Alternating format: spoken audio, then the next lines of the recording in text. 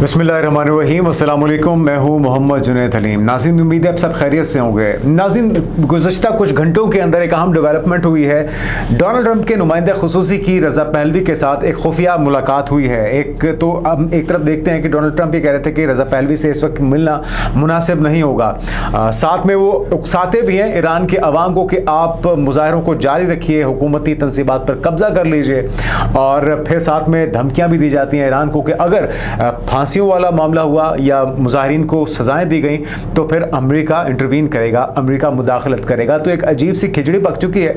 और अभी भी इस बात के बावजूद कि ईरान ये दावा कर रहा है, ईरान की गवर्नमेंट ये दावा करे कि हालात को कंट्रोल कर लिया गया है, इंटरनेट सर्विस को भी बहाल किया जा रहा है ग्रेजुअली, लेकिन खबर ये भी है कि स्टारलिंक की मुफ्त सर्विस इस वक्त ईरान के अंदर पहुँचाई जा रही है एलोन मस्क के ज़रिए। और ये किस तरह से मुमकिन हुआ है ये भी आपको बताएंगे, और ये जो खुफिया मुलाकात हुई इसका एजेंडा क्या था। साथ में भारत के अंदर नाज़रीन जो इनसिक्योरिटीज़ हैं, अक़लियतों की, माइनॉरिटीज़ की, वो बढ़ती जा रही हैं। एक ताज़ा रिपोर्ट जो है वो ये सबूत ज़ाहिर कर रही है कि 13% पिछले कुछ अरसे के अंदर इजाफा हुआ है मजहबी शिद्दत पसंदी के अंदर, इंतहा पसंदी के अंदर, और इसकी वजह से तमाम जो अक़लियतें हैं भारत के अंदर उनके लिए ज़िंदगी अजीरन हो चुकी है। साथ में कुछ स्पोर्ट्स के हवाले से भी डेवलपमेंट्स हैं। हम तो पहले ही कह रहे हैं कि भारत एक गैर महफूज मुल्क है तमाम तर खेलों के लिए। वैसे तो वो किसी के लिए भी महफूज नहीं है, लेकिन ख़ास तौर पे अगर खेल की बात की जाए तो खेल से खिलवाड़ का एक पुराना वतीरा रहा है मोदी सरकार का, भाजपा सरकार का, जिसकी वजह से अब इंटरनेशनल जो प्लेयर्स हैं वो आवाज़ उठाना शुरू हो चुके हैं। और गंदगी, साथ में बेशुमार मसाइल, बहुत बेशुमार चैलेंजेस की वजह से निशानदेही की जा रही है कि वहाँ पर खेलना जो है या कोई इंटरनेशनल इवेंट जो है उसका होना बिल्कुल भी मुमकिन दिखाई नहीं देता। सबसे पहली खबर की तरफ आते हैं नाज़रीन। ईरान के जो वाक़यात हैं, हालात हैं, वो इंतहाई कशीदा है, और हमारा कंसर्न इस वजह से भी बनता है कि हमारे पड़ोस में वाक़या, अगर ईरान में हल्की सी भी कोई तकरीबकारी होती है, कोई परेशानी होती है, तो उसके असरात पाकिस्तान में महसूस किए जाते हैं। उसी तरह से जिस तरह से पाकिस्तान में अगर अनरेस्ट होगा तो उसका असर आसपास के मुल्कों को या रहने वालों को होगा। जिस तरह से आपके नेबर्स जो हैं वो आपका एक करीबी ताल्लुक़ होता है, उनके खुशी गमी में इसीलिए हमारा दीन भी हमें कहता है कि उनकी देखभाल या उनकी पूछगछ जो है वो हम पर लाजिम होती है। ये और बात है कि हमारे साथ जो भारत जैसा एक पड़ोस में मुल्क रहता है वो कोई भी मौका हाथ से जाना नहीं देता हमें नुकसान पहुंचाने का, लेकिन इसके बावजूद ईरान के अंदर जो नाज़रीन इस वक्त चल रहा है वो हमारे लिए बाइस तशवीश है। अच्छा, ये जो मुलाकात हुई है ये बड़ी अहमियत की हामिल है, और इसका बैकग्राउंड भी हमें देखना होगा। अमेरिकी मीडिया रिपोर्ट कर रहा है, और इसके मुताबिक वीकेंड पर होने वाली इस मुलाकात में ईरान के मुजाहिरों पर तबादला ख्याल किया गया है। और रिपोर्ट जो किया जा रहा है इसके मुताबिक ईरान में पुरतशद्दुद मुजाहरों के बाद ईरानी हुकूमत, मुखालिफ शख्सियत और ट्रंप इंतज़ामिया के दरमियान ये पहली आला सतही मुलाकात करार दिया जा रहा है। और इससे कबल गुज़श्ता हफ्ते ट्रंप ने इशारा दिया था कि वो पहलवी से मिलने का इरादा नहीं रखते, और ये कहते हुए कि एक अच्छे इंसान लगते हैं रज़ा पहलवी, लेकिन ये वक्त मुनासिब नहीं होगा। यानी कि मीडिया को तो उन्होंने तसल्ली करवा दी, मीडिया को तो उन्होंने चुप करवा दिया, लेकिन अपने ख़ास नुमाइंदे को उन्होंने रज़ा पहलवी के पास भेजा है। तो क्या गुफ्तगू शनीद हुई है, क्या मैसेजिंग हुई है, क्या इरादा है, क्या प्लान है, क्योंकि पूरी दुनिया ये जानती है कि रज़ा पहलवी को पूरी तरह से सपोर्ट हासिल है इजराइल की, और इस वक्त रजीम चेंज का एक बेहतरीन मौका हो सकता है इजराइल के लिए, अमेरिका के लिए, क्योंकि एक इंटरनली अनरेस्ट है, लोग महंगाई की वजह से परेशान थे, पैसा डिवैल्यू हो रहा था, मसाइल अंबार वहाँ पर लग चुके थे, और इसी वजह से मुजाहरों का जब सिलसिला शुरू हुआ है तो उसका फ़ायदा उठाया गया है मोसाद की तरफ से, उसका फ़ायदा उठाया गया है CIA की तरफ से, और वहाँ पर पुरतशद्दुद बनाया गया मुजाहरों को, सिक्योरिटी ऑफिशर्स को चुन चुन के निशाना बनाया गया। बहुत सी गिरफ्तारियां हो चुकी हैं, 1000 से ज़्यादा ऐसे कारिंदों को, ऐसे एजेंट्स को जो कि तकरीबकारी में बराह रास्त मुलव्वस थे, गिरफ्तार किया गया है। और ओवरऑल अगर गिरफ्तारियां देखी जाएं तो काफ़ी ज़्यादा हैं, वो 12,000 से ज़ायद गिरफ्तारियां अब तक हो चुकी हैं। और अगर हलाकतों की बात की जाए, शहादतों की बात की जाए, तो नाज़रीन 2000 से ज़ायद कीमती जानें भी इस एहतजाज की नज़र हो चुकी हैं। तो अब अगर देखा जाए तो आखिरी बादशाह जो थे शाह ऑफ ईरान, उनके बेटे हैं रज़ा पहलवी, उन्होंने ईरान में महंगाई के खिलाफ जारी मुजाहरों में शिद्दत लाने के लिए मुल्क भर में आवाम से अपील की थी कि वो सड़कों पर निकल आए। यानी कि रज़ा पहलवी भी लोगों को उकसाने वालों में शामिल हैं, और डोनाल्ड ट्रंप भी यही काम कर रहे हैं। बहरहाल रज़ा पहलवी को पैदाइश के बाद से ही अपने वालिद शाह ईरान की जानशीन के तौर पर देखा जाता रहा है, और 1979 जिस वक्त रजीम चेंज हुई थी या इनकलाब आया था ईरान में, उस वक्त वो अमेरिका में लड़ाका तैयारा उड़ाने की तरबियत हासिल कर रहे थे। हम बात कर रहे हैं रज़ा पहलवी की। जब इनकलाब के दौरान उनके वालिद रज़ा शाह पहलवी की बादशाहत को ख़त्म किया गया था। और साथ ही हुकूमत ने दावा किया है कि 2 हफ्तों से जारी पुरतशद्दुद मुजाहरों का सिलसिला रुक गया है और हालात मामूल पर आने लगे हैं। अच्छा, इस वक्त अगर मौजूदा हुकूमत की बात की जाए, एक तो हमने देखा कि चाहे वो मसूद पेज़ेश्कियान हो, ईरानी सदर, उनकी हिमायत में आयतुल्लाह ख़ामनेई के हक़ में लाखों की तादाद में ईरानी निकले हैं, पुरअमन मुजाहरा किया है और ये साबित किया है कि वो किसी किस्म की तखरीबकारी मस्जिदों को, मदरसों को या इबादत गाहों को जलाने में मुलविस नहीं है। बेसिकली ये जज्बात को भड़काने वाली मामला है। और ईरान का अगर ट्रैक रिकॉर्ड की बात की जाए तो ऐसा कोई भी सिलसिला या कोई भी एहतजाज जिसमें बहुत से मुतालबात होते हैं, हमने देखा है कि एक मामला रहा है ख़वातीन को हुकूक दिलवाने वाला मामला, उसके ऊपर बड़ी लेदे हुई है, उसके ऊपर बड़े मुजाहरे भी हुए हैं और जितने भी मुजाहरे हुए हैं उसके अंदर कम से कम मजहबी मकामात को निशाना नहीं बनाया जाता। तो ये जो एलिमेंट है ये ख़ास तौर पे एक तखरीबकारी को हवा देने वाली बात है और उकसाने वाली बात है, जिसके लिए अब वो तमाम जो एलिमेंट्स हैं, वो जो तखरीबकार हैं, उनके खिलाफ भी क्रैकडाउन शुरू किया गया है। अगर मौजूदा हलाकतों की बात की जाए नाज़रीन, तो इसकी तादाद अब 2403 बताई जा रही है, जो कि रिपोर्ट किया जा रहा है। इंटरनेशनल कॉल्स बहाल हुई हैं, ये भी कहा जा रहा है। और ईरान में पुरतशद्दुद मुजाहरों का सिलसिला कहा जा रहा है कि जी इस वक्त मुकम्मल तौर पर रुक चुका है। इंसानी हकूक़ तंजीम की तरफ से जो शुमार आ रहे हैं वो कह रहे हैं कि जी 2400 से ज़ायद अब तक हलाकतें हो चुकी हैं। साथ में ईरानी इंटेलिजेंस हुकाम ने ये बताया है कि उन्होंने मुतादिद घरों से अमरीकी साख्ता धमाका खेज मवाद और असलहा पकड़ा है, यानी कि सबूतों के साथ। और वो साजो सामान जो कि प्रोवाइड किया गया है मकामियों को, लोकल एजेंट्स को, जासूसों को, स्पाइस को हालात ख़राब करने के लिए, अब उनकी पकड़ धकड़ का सिलसिला जारी है। दूसरी जानिब ईरानी वज़ीर ख़ारजा अब्बास इराक़ची का कहना है कि अमरीका ने मिलिट्री ऑपरेशंस की कोशिश की तो ईरान इसके लिए तैयार है। उन्होंने कहा है कि ईरान ने मुल्क में महंगाई के खिलाफ जायज़ एहतजाज को बाज़ाब्ता तौर पर तस्लीम किया और मुजाहिरीन से रिलीफ की बातचीत जारी थी कि ट्रंप को मुदाखलत का मौका फराहम करने के लिए साजिश के तहत मुजाहिरों को पुरतशद्दुद कर दिया गया ताकि ईरान के खिलाफ बैरूनी फौजी ताकत का मुमकिना जवाब तलाश किया जा सके। और साथ में वज़ीर ख़ारजा ये भी कहते हैं कि बैरून मुल्क से दहशतगर्द एजेंटों को अहकाम देने के शवाहिद उनके पास मौजूद हैं, नहीं समझते कि अमरीका मुनसिफाना मुज़ाकरात के लिए तैयार है। साथ में जर्मन चांसलर के बयान पर उन्होंने रद्दअमल दिया अब्बास इराक़ची ने और कहा है कि बर्लिन इंसानी हुकूक के लेक्चर के लिए सबसे बदतरीन मकाम है। जर्मन चांसलर वेनेज़ुएला के सदर के अगवा पर मुसलसल खामोश रही। गजा में 70,000 शहादतों पर खामोश रहने वाले जर्मनी को शर्म आनी चाहिए। अच्छा, ये है बुनियादी तौर पे इंतहाई अफसोसनाक मनाजिर हैं। ये मगरब की जो मुनाफकत है या दोगलापन है वो खुलकर उस वक्त सामने आ रहा है जब ये लोग ईरान में होने वाले मुजाहरों को सपोर्ट कर रहे हैं, उन्हें उकसाया जा रहा है, उसकी हिमायत कर रहे हैं और ईरानी गवर्नमेंट को ये थ्रेटन कर रहे हैं कि आपने अगर मुजाहिरीन के खिलाफ कोई इकदाम किया तो हम आपके खिलाफ कार्रवाई करेंगे। लेकिन उसी वक्त इनके अपने मुमालिक के अंदर मुजाहरे जारी हैं और उनके ऊपर लाठीचार्ज किया जा रहा है, उनके ऊपर गोलियां बरसाई जा रही हैं, उनके ऊपर आंसू गैस की शेलिंग की जा रही है, उन्हें हिरासत में लिया जा रहा है। चाहे वो फ़लस्तीन के हक़ में आवाज़ उठा रहे हैं या अपने हक़ में कोई रैली निकाल रहे हैं, मुजाहरा कर रहे हैं। और यही कुछ अमेरिका के अंदर हो रहा है। अमेरिका भर के अंदर मुख्तलिफ रियासतों के अंदर लोग सरापा एहतजाज हैं और उनके ऊपर आईएस एजेंट्स गुंडागर्दी कर रहे हैं, रियासती जबर कर रहे हैं। रियासती जबर और जो दहशतगर्दी है उसकी बदतरीन मिसालें कायम की जा रही हैं। और ऐसे में डोनाल्ड ट्रंप जो है वो क्या कह रहे हैं, ज़रा वो भी सुन लीजिए। अमरीकी सदर की अपने शहरियों और इत्तेहादियों को ईरान से निकलने की एक तो हिदायत की जा रही है। वो कह रहे हैं कि जी ईरान को फौरी तौर पर खाली कर दिया जाए। ये दो एलिमेंट्स ऐसे हैं, ये दो इंडिकेशंस हैं नाज़रीन। एक तो अमेरिका के सदर के नुमाइंदे ख़ुसूसी का रज़ा पहलवी से जाके मिलना, खुफिया मुलाकात करना, अहम मैसेजिंग हुई है। और दूसरा अपने शहरियों को वापसी निकलने के अहकाम जारी किए जा रहे हैं डोनाल्ड ट्रंप की तरफ से। ये दो ऐसी इंडिकेशन हैं जिसको देख के लगता है कि अगले आने वाले कुछ घंटों में, कुछ दिनों में कुछ बड़ा होने वाला है, कोई बड़ी कार्रवाई हो सकती है।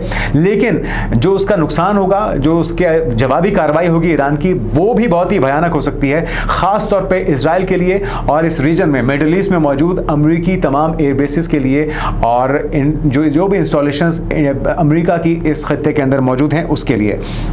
अच्छा, डोनाल्ड ट्रंप क्या कह रहे हैं, ज़रा सुन लीजिए। सहाफ़ियों ने उनसे सवाल पूछा है और सवाल के जवाब में उन्होंने कहा है कि अमेरिकी इत्तेहादियों को ईरान से निकलने की हिदायत करते हैं। ट्रंप ने जवाब दिया कि मेरा ख्याल है कि उन्हें निकल जाना चाहिए। अब ये क्यों निकलना चाहिए, कुछ अमेरिका करने वाला होगा तभी तो वो निकलने की बात की जा रही है। साथ में ट्रंप का कहना है कि ईरान में होने वाली हलाकतों की दुरुस्त तादाद अभी नहीं बताई जा सकती और किसी ने हलाकतों की तादाद कम बताई, किसी ने ज़्यादा बताई है। गालिबन हम अगले 24 घंटों में हलाकतों की दुरुस्त तादाद का पता लगा लेंगे। ट्रंप ने सहाफ़ियों के सवाल का जवाब जवाब देते हुए कहा कि आपको खुद ही इसका मतलब समझना होगा। ईरानी मुजाहिरीन के लिए मदद आ रही है, इसका मतलब क्या है, सहाफ़ी ने पूछा, क्योंकि ये कह रहे हैं कि जी मुजाहिरीन को एक तो उकसाया जा रहा था कि जी आप सरकारी जो तनसीबात हैं, दफातर हैं, उस पर कब्जा कर लीजिए, मुजाहिरों को जारी रखिए, आप तक मदद पहुंच रही है। तो ये किस तरह की मदद है, किस अंदाज में पहुंच रही है, कहां से पहुंच रही है, किस रास्ते से पहुंच रही है, तो ये सहाफ़ी भी तजस्सुस में थे, जिस पर डोनाल्ड ट्रंप ने अब भी गोलमोल जवाब दिया, खुलकर नहीं बताया कि वो किस तरह की मदद है और कब तक पहुंचेगी मुजाहिरीन तक। याद रहे कि इससे कबल अमेरिकी सदर जो थे, उन्होंने ईरान में हुकूमत के खिलाफ पुरतशद्दुद मुजाहरा करने वालों को बगावत पर उकसाते हुए कहा था कि ईरानी इदारों का कंट्रोल संभालें और अमेरिकी मदद आप तक जल्द पहुंचने वाली है। साथ में ट्रंप ने मज़ीद कहा था कि कातिलों और जुल्म करने वालों के नाम याद रखें, उन्हें बहुत बड़ी कीमत चुकानी पड़ेगी। अच्छा, ये जो धमकियों का सिलसिला है ये रुका नहीं है, अभी मज़ीद जो डोनाल्ड ट्रंप की तरफ से धमकी दी जा रही है, ताज़ा धमकी, वो ये है कि वो कहते हैं कि जी मुजाहिरीन को फांसी देने की सूरत में बहुत सख्त कार्रवाई करेंगे और ईरान को एक तरह की वार्निंग दी जा रही है, एक तरह की धमकी दी जा रही है। और उन्होंने कहा कि फांसियों के बारे में कोई रिपोर्ट मौसूल नहीं हुई, लेकिन उन्होंने साथ ही खबरदार किया है कि अगर ईरान में गिरफ्तार मुजाहिरीन को फांसी दी जाती है तो अमेरिका बहुत सख्त कार्रवाई करेगा।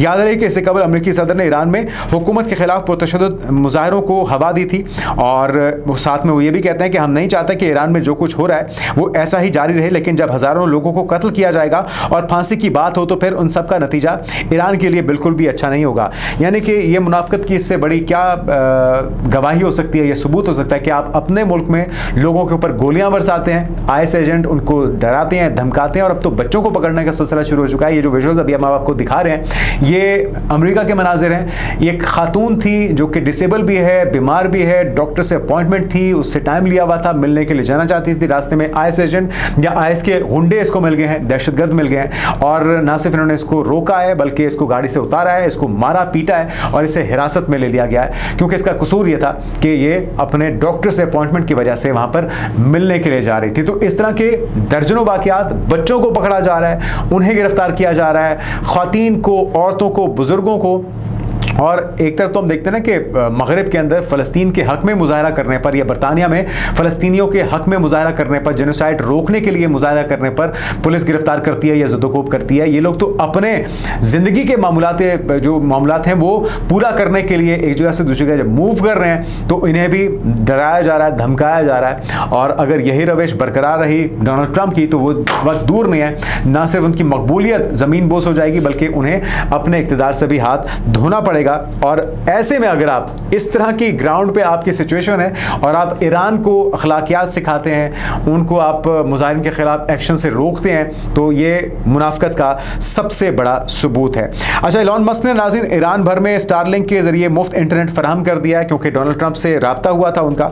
और अब एलन मस्क की कंपनी स्पेस एक्स अब ईरान में सार्फिन को स्टारलिंक सेटेलाइट सर्विस के जरिए मुफ्त इंटरनेट फराहम कर रही है, क्योंकि ईरान में कई रोज से इंटरनेट बंद होने से हलाकतों की दुरुस्त तादाद मालूम करना मुश्किल हो चुका था। और डोनाल्ड ट्रंप ने भी ये बात कही थी। तो रिपोर्ट के मुताबिक ईरान में पहले से गैर फाल स्टारलिंक अकाउंट्स अब फाल हो गए हैं और उनकी सब्सक्रिप्शन फीस भी माफ़ कर दी गई है। और रिपोर्ट में यह भी बताया गया कि ईरानी हुकूमत की जानिब से कई मकामात पर जैमर्स लगाए गए हैं ताकि मुफ्त इंटरनेट फराहमी को रोका जा सके, ताकि बेशतर इलाकों में इंटरनेट सर्विस बहाल हो सके। तो अब सर्विस को बहाल कर दिया गया है और डोनाल्ड ट्रंप की तरफ से यकीन दहानी भी कराई गई थी कि वो एलन मस्क से बात करेंगे और ये ताज़ा डेवलपमेंट सामने आई है। जबकि लास्टली ईरान के हवाले से आपको बताएं कि ईरानी वज़ीर ख़ारजा की तरफ से बयान सामने आया कि अगर अमेरिका पहले की तरह दोबारा मिलिट्री ऑपरेशन करता है या ऑप्शन इस्तेमाल करता है तो हम उसके लिए तैयार हैं। ईरान पहले ही दावा कर चुका है, अपने सुपरसोनिक या हाइपरसोनिक जो मिसाइल्स हैं उनका, बैलिस्टिक मिसाइल्स का तजुर्बा बेशुमार वो कर चुका है और अपनी जो जोहरी सलाहियत है वो भी वो कह रहे हैं कि पहले से हम ज़्यादा मौसर तरीके से हासिल कर चुके हैं और उसे पहले से ज़्यादा महफूज मकाम पर मुंतकिल किया जा चुका है और अपनी फ़िज़ाई ताकत का भी इस्तेमाल किया जाएगा, अपने एयर डिफेंस सिस्टम को भी एक्टिवेट कर चुके हैं। तो इस बार जो कोशिश है ईरान के ऊपर धावा बोलने की या जारियत मुसल्लत करने की, वो इजराइल के लिए एक डरावना ख्वाब साबित हो सकती है। साथ में वो कहते हैं अरब मीडिया से गुफ्तगू करते हुए कि धमकियों और डिक्टेशन के बगैर मुज़ाकरात के लिए वो तैयार है, लेकिन हमने नहीं समझते कि वाशिंगटन मुनसिफाना मुज़ाकरात के लिए तैयार है। अमेरिका पहले की तरह दोबारा मिलिट्री ऑप्शन की कोशिश करता है तो हम तैयार हैं। अमेरिका ने ईरान से तिजारत करने वाले ममालिक पर टैरिफ लगाने का ऐलान भी कर दिया था। आपको साथ में ये भी याद रखना होगा कि अमेरिका अपने हालिया जो बयानात हैं या जो इकदाम हैं ईरान के खिलाफ, उसमें ईरान के साथ जिस ममालिक के तिजारती रवाबित हैं उन ममालिक के ऊपर भी 25% टैरिफ लगाने का ऐलान कर चुका है। और अब देखते हैं कि इस पर कितना अमल दरामद होता है। बहरहाल ये एक मुनाफकत का बाजार गर्म है। अपने ममालिक में अपने मुजाहिरीन के साथ जुल्म किया जाता है, ज्यादतियाँ की जाती हैं और ईरान को अखलाकियात सिखाई जा रही हैं। उन्हें कहा जा रहा है कि अपने मुजाहिरीन के खिलाफ कोई एक्शन नहीं लेना और ख़ास तौर पे उन्हें तकलीफ इस चीज़ की है कि उनके अपने एजेंट जो पकड़े जा रहे हैं कहीं उन्हें फांसियां ना दे दी जाएं।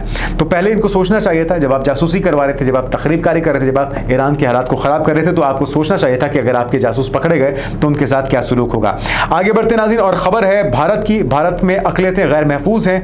ताज़ा रिपोर्ट ये कहती है कि 13% पिछले कुछ अरसे में इजाफा हुआ है अक़लियतों के खिलाफ मसाइल में, जुल्म में, तशद्दुद में। और नाज़रीन, ये अमरीकी रिसर्च ग्रुप है इंडिया हेट लैब, जिसने भारत में अक़लियतों के खिलाफ नफरत अंगेज़ वाक़यात पर रिपोर्ट जारी की है और चौंका देने वाले इंकशाफात हैं। इस रिपोर्ट के मुताबिक 2025 में मुसलमानों और दीगर अक़लियतों के खिलाफ 1318 नफरत अंगेज़ वाक़यात रिपोर्ट हुए हैं। 2024 के 1165 और 2023 में रिपोर्ट होने वाले वाक़यात से ये लगभग 13% ज़्यादा हैं। और साथ में ज़्यादातर जो वाक़यात हैं मोदी की जमात बीजेपी की हुकूमत वाली रियासतों में हुए। पाक भारत कशीदगी के दौरान 22 अप्रैल से 7 मई तक सबसे ज़्यादा 100 वाक़यात दर्ज हो चुके हैं।